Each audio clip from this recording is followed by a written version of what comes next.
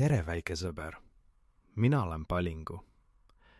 Täna räägin sulle loo ühest väikesest lepatriinust, kes õppis, et vahel tuleb kõige ilusamate asjade jaoks natuke oodata.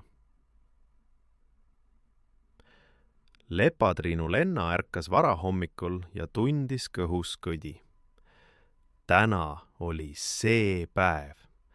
Täna õpetas vanaema Aino kõigile noortele lepatriinudele lendamist. Lenna oli sellest päevast terve kevade unistanud.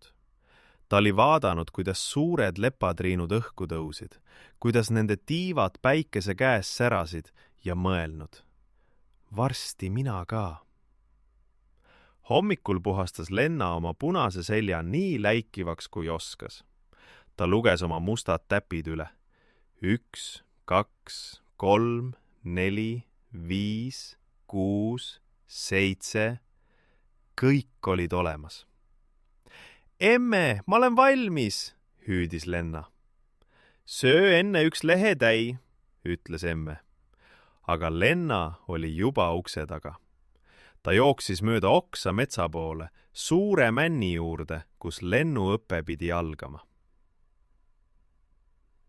Aga midagi oli valesti. Taevas oli hall. Pilved olid madalal, paksud ja tumedad nagu märg vill. Ja siis tiks, tiks, tiks. Vihmapiisad. Üks piis kukkus Lennale nina peale, teine lõi vastu selga, kolmas maandus otse tema kõige ilusamale mustale täpile. Vanaema Aino istus männi oksa peal ja raputas vaikselt pead. Täna ei saa me lennata, lapsed, ütles vanaema Aino. Märjad tiivad on rasked ja märjad tiivad on ohtlikud. Tuleme homme tagasi, kui päike paistab.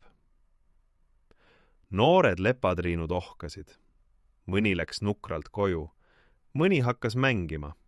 Vihm ei seganud neid nii väga. Aga Lennale oli see maailma lõpp. Ta ronis ühe suure lehele ja istus seal üksi. Vihm toksas lehele. Tiks, tiks, tiks. Nagu keegi koputaks. Lenna silmadesse tulid pisarad. Ta oli nii kaua oodanud, terve kevade, ja nüüd rikkus üks rumal vihm kõik ära.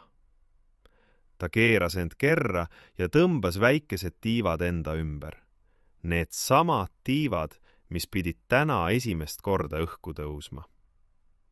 See pole aus, sosistas Lenna. Miks sa nutad? Lenna vaatas alla. Tigu Tõnis roomas aeglaselt mööda maad, oma kodu kaasas seljas. Tema jaoks polnud vihm mingi häda.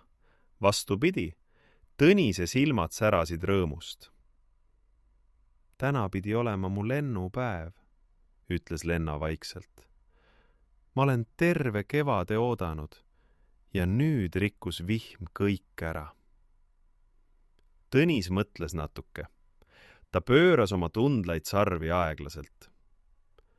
Tule minuga, ütles Tõnis. Ma tahan sulle midagi näidata.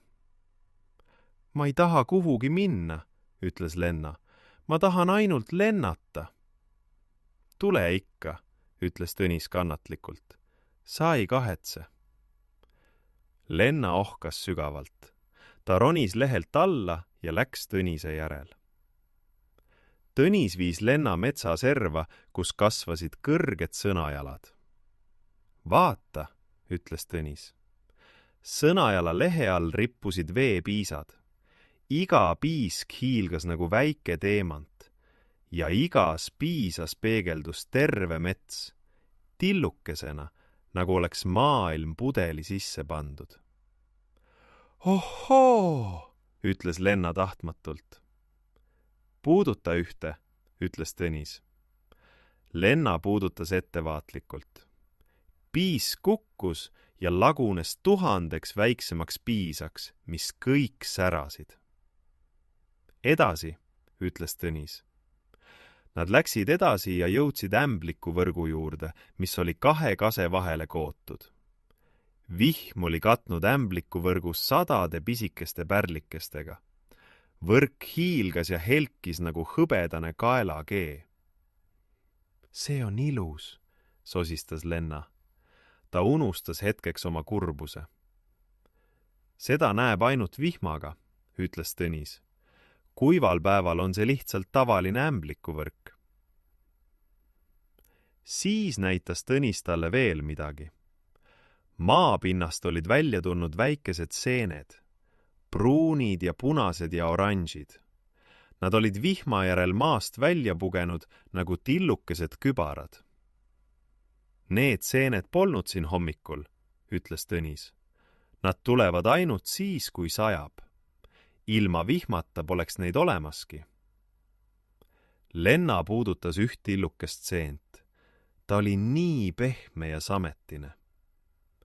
Siis tõmbas Lenna sügavalt hinge. Mets lõhnas hoopis teistmoodi. Maa lõhnas märjalt ja sügavalt, nagu oleks keegi kogu maailma puhtaks pesnud. See lõhn, ütles Lenna. Vihmalõhn, ütles Tõnis. Minu lemmiklõhn maailmas. Lenna naeratas pisut. Noh, päris hea lõhn küll. Nad jõudsid väikese lombini metsarajal. Tõnis peatus. Vaata sisse, ütles ta. Lenna kummardus lombi kohale ja seal peegeldus terve taevas. Hallid pilved, puude ladvad ja üks väike lind, kes mööda lendas. Kogu maailm oli selles väikeses lombis. Kogu taevas mahub ühte lompi, ütles Lenna üllatunult. Peab ainult oskama vaadata, ütles Tõnis. Ja siis juhtus midagi erilist. Väike piilus pilvede vahelt välja. Ainult natukeseks. Aga sellest piisas. Üle taeva kaardus vikerkaar. Punane, oranž, kollane, roheline, sinine, lilla. Kõik värvid reas. Lenna vaatas seda suu lahti. Ta polnud kunagi midagi nii ilusat näinud. Vikerkaar oli nii suur, et üks ots ulatus metsani ja teine kadus kaugele heinamaa taha.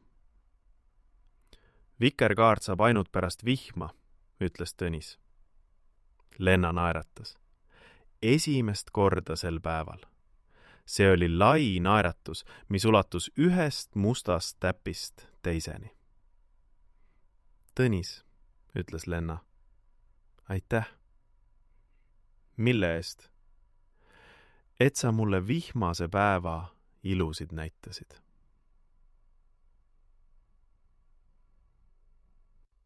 Järgmine hommik ärkas Lenna üles ja jooksis kohe aknale. Päike.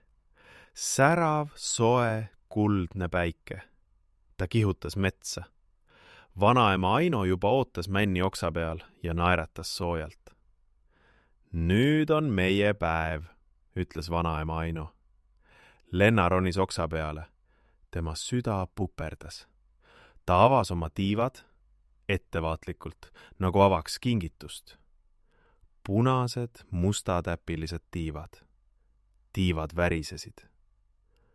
Valmis? Küsis vanaema Aino. Valmis, sosistas Lenna. Ja siis ta hüppas. Tuul võttis ta tiibade alla ja Lenna lendas. Ta lendas üles, metsa kohale ja vaatas alla. Ja seal kõik säras. Iga leht, iga oks, iga rohukõrs hiilgas eilse vihma piiskadest. Maailm oli nagu kaetud tuhandete väikeste teemantidega. Oh, hüüdis Lenna. Seal all voolas väike oja, mis helkis päikese käes nagu hõbelint. Seal kasvasid eilsed seened, punased ja oranžid nagu tillukesed kübarad rohus. Ja seal hiilgas ämblikuvõrk, mis oli nüüd kuivanud, aga ikkagi kaunis. Lenna tegi suure tiiru ümber männi. Tubli, Lenna, hüüdis vanaema Aino alt. See oli ilusam, kui Lenna oli osanud unistada. Palju ilusam. Ja ta mõistis. Just seepärast, et eile sadas vihma, oli täna nii eriline. Vihm oli maailma puhtaks pesnud ja nüüd hiilgas kõik.